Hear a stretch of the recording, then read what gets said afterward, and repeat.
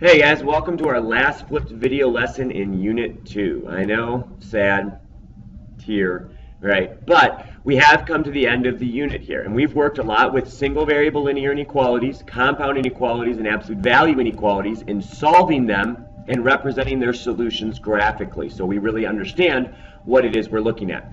In this, we're going to talk about the language of inequalities. We've already done that a little bit in the first video, in Target 3A, but we're going to bring that back along with a lot of other stuff from Unit 1 and really dig into the language of translating and interpreting inequalities. So before we can get into inequalities, though, we do have to remember everything we talked about from expressions in Unit 1. Again, an inequality is really just two expressions with an inequality sign in between them. So we've got to remember all of this language. If any of these phrases or words are not familiar to you yet, not locked down in your brain, please pause the video and make sure you've got these down before you move on.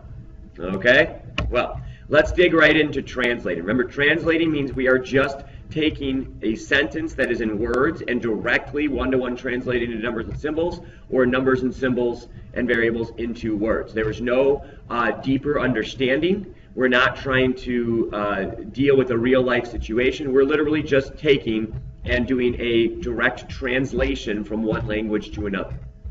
And to do that, we have to get a few new phrases that are going to help us. The old phrases we have, is greater than, is less than, is greater than or equal to, is less than or equal to, we can see pretty familiar with those, and we've been working with those a lot. But there's some more phrases, some more inequality phrases you got to be aware of. Is at most, is at least, is between, is more than, right? And we can see that these give us the same inequality symbols, but they are different language telling us to use those inequality symbols. Is at most. So if we say x is at most 20, that means the largest x can be is 20. That means it can be 20 or it's got to be less than 20, so that less than or equal to. If we say x is at least 20, meaning x can be, the smallest x can be is 20, and then it could be greater than 20, so greater than or equal to. If we say x is in between two numbers, well, what we're saying is that it has to be greater than the smaller number, but less than the larger number if it's in between those two numbers. And we notice that looks a lot like our compound inequality statement with our ninja and there. And then our last one is more than, right? Notice it's not equal to, it's just greater than symbol. If something is more than something else, it's not going to be equal to, it's actually just going to be greater than, right? Now, this list is not exhaustive, but these are our common phrases, some common phrases we're going to see in between two inequalities. You might run into more in life and in math classes, but these will be the ones we're working with for this unit here. All right, so let's dive right in here into translating some inequalities with numbers, variables, and symbols, right? So 7 times the sum of a number and 9 is greater than negative 43. We can see we have 7 times. We use parentheses with sum of x plus 9, greater than symbol, negative 43. Remember, when we're writing these, when we're translating from words into our symbols, numbers, and variables, there really are only a few, sometimes only one correct way to write that inequality. Well, we did the first one together, so why don't you pause the video and try 2 and 3 here on your own. Ready, go. Let's see how you did.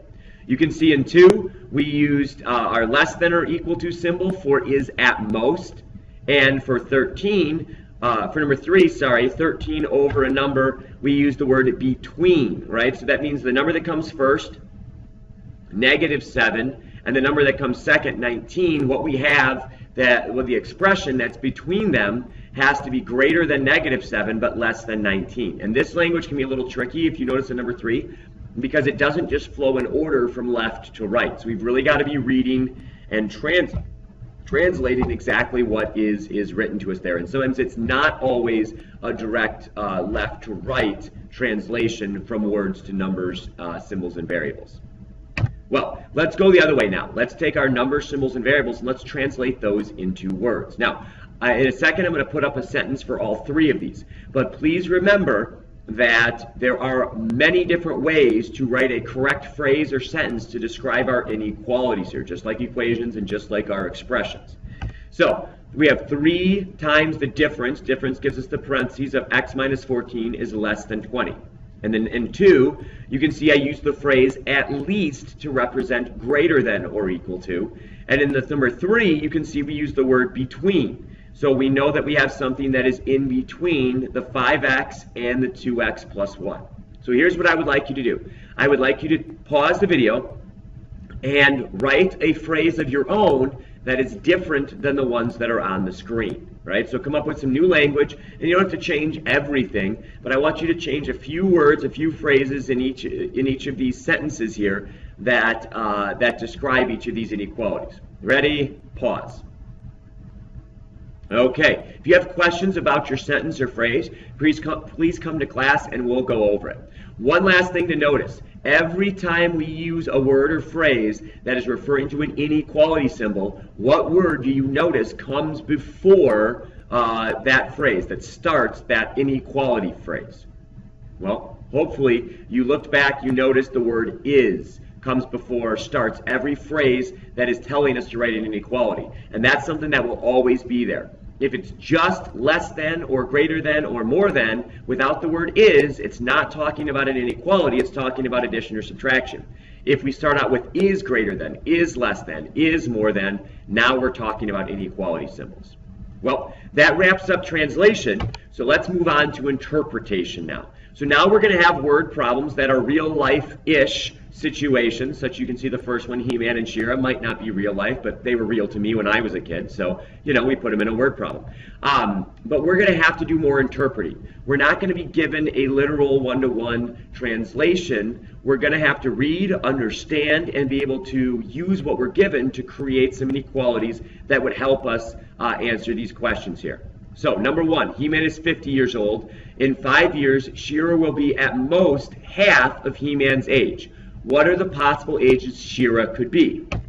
Well, the first thing we have to do is assign our unknown value to a variable. We're asked what She-Ra's ages could possibly be. We don't know what those ages are, so x is going to represent She-Ra's possible ages, right? So now we need to write an inequality, and we can see that She-Ra's age in 5 years, so if we add 5 years to She-Ra's age, will be at most, meaning less than or equal to, half of He-Man's age. Well, half of He-Man's age at 50 is 25.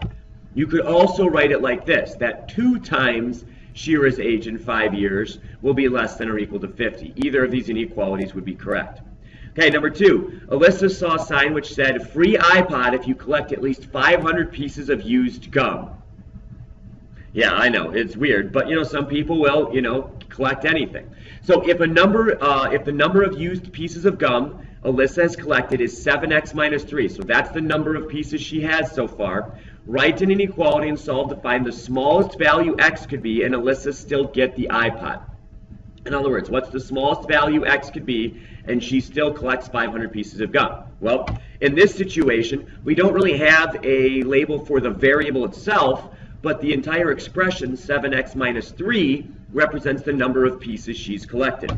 So we can see here that 7x minus 3, the number of pieces she's collected, needs to be at least 500. Again, at least is telling us the smallest it can be is 500 or more, so greater than or equal to 500. And then we can solve this, oops, sorry, went forward too quick. We could solve this and find out what x would be, the smallest x could be for Alyssa to come in with a sack of 500 pieces of chewed gum and get her iPod, right? At least she's not like Buddy the Elf and like chewing them as she's walking down the subway terminal. All right, so we got a couple more here that we want you to try on your own. We got a problem with Victoria playing mini golf with her sister, and then we have Cleo working at an all-you-can-eat sushi and liver restaurant. So go ahead, pause the video. Remember to label your variable if you need to, and then make sure you write an inequality that would help us answer the question that's being asked there. Ready? Pause. Okay, let's see how you did. Did you get 3x plus 6 is less than or equal to 42? Right?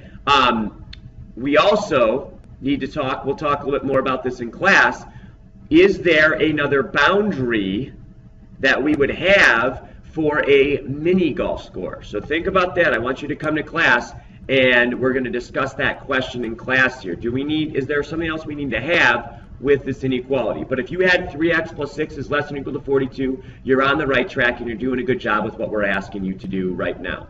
In number 4, let's see what Cleo's got. She's making $7 an hour, and X is the number of hours, so 7 times X. Plus, she receives $55 in tips, right? So that's the 7 times the number of hours plus the $55. How many hours will she have to work if she wants to make at least greater than or equal to $104? So this is the inequality that we could use to figure out the least number of hours that she would need to make to work to make $104. Well, that brings us to the end. And as always, please, please, please, if some of these inequalities you didn't understand how we got them, you don't understand the language, you don't understand what we're doing, please come to class with questions. We'll see you then.